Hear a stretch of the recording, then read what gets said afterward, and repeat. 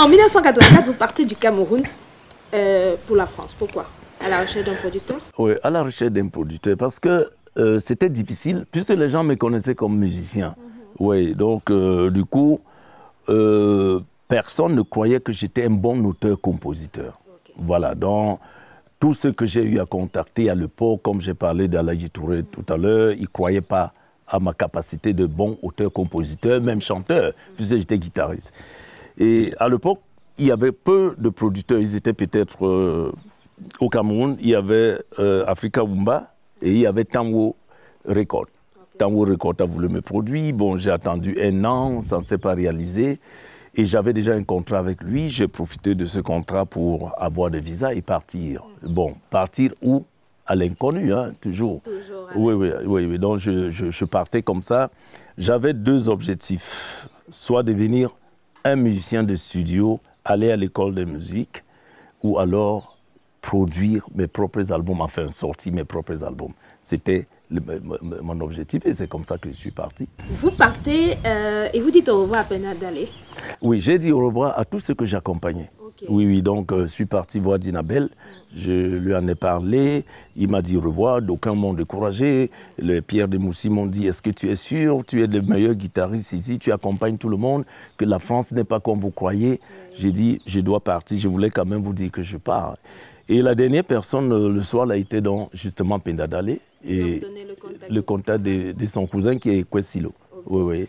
Donc, il vous donne son contact. Ouais. Vous arrivez à Orly. À Orly, exactement. Vous avez 150 000 francs. Oui, c'est ça. C'est pas de monnaie pour appeler, tout à fait, faire savoir que voilà, vous êtes en France. Ouais. Et c'est le seul contact que vous avez. C'est le seul numéro que j'avais. Ouais. Il y a une dame qui va vous aider. Oui, une blanche qui était au téléphone. Hein. C'est pas c'était même pas. Oui. Alors, elle vous aide, vous appelez et en bon garde-con, j'ai envie d'utiliser. Non, un bon sawa, oui. Un bon sawa, vous n'allez pas baisser la garde. Ouais. Donc vous allez faire comprendre que voilà, vous allez descendre à l'hôtel, vous voulez juste lui faire savoir que voilà, vous êtes là et que ce serait bien que vous ayez le temps de discuter et de vous voir. Il vous dit ok, non, il va venir vous chercher. Tout à fait. Et dans la voiture, vous lui faites écouter des maquettes. Il va être totalement séduit et va vous proposer là sur le coup de vous héberger. Ouais. La question c'est, où est-ce qu'il devait vous déposer? J'avais pris des informations au niveau des auberges qui coûtaient à l'époque 5 000 francs la journée. Et oui. On est en 1983 et je savais que pour un plat de frites au poulet, c'était 500 francs CFA. Donc j'avais toutes ces informations. Donc j'ai essayé d'évaluer avec mes 150 000 francs. Je savais que je pouvais passer 3 semaines à l'auberge. Donc ça, c'était pas... Je racontais pas des choses avec Kwesilo. Je voulais revenir sur un point. Lorsque j'arrive à Orly, mon idée, c'était pas... Je n'allais pas voir Kwesilo. Ouais, mais quand je sors de l'aéroport après avoir ramassé ma valise, je ne savais pas qu'est-ce que j'allais faire. C'est là où les questions commencent. Il fait froid, je suis habillé léger parce que je n'ai pas d'informations, j'ai vraiment froid.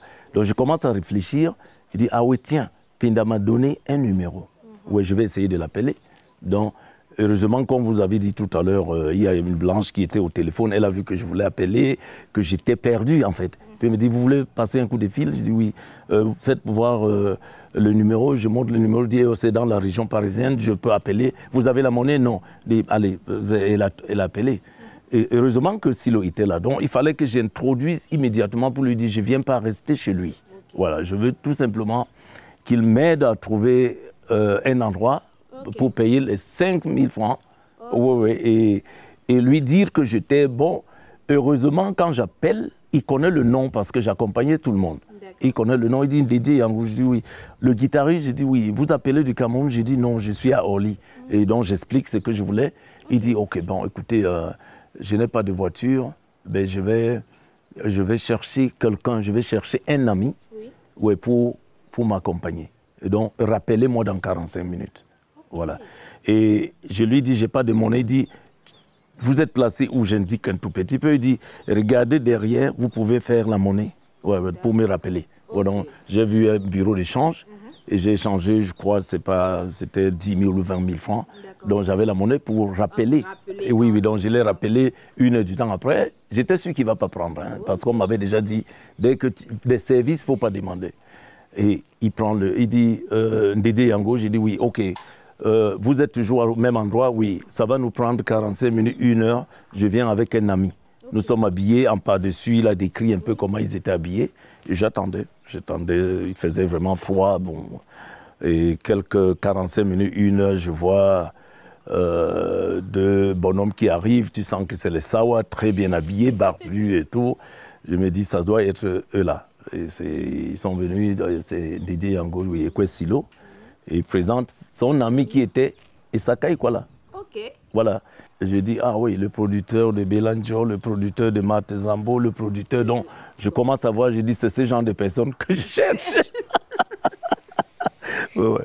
Donc c'est ainsi dont nous sommes partis de l'aéroport et puis on arrive à un moment donné et Sakaki demande monsieur à l'aéroport de Boandie-Mbengue, qu'est-ce que tu es venu faire en France?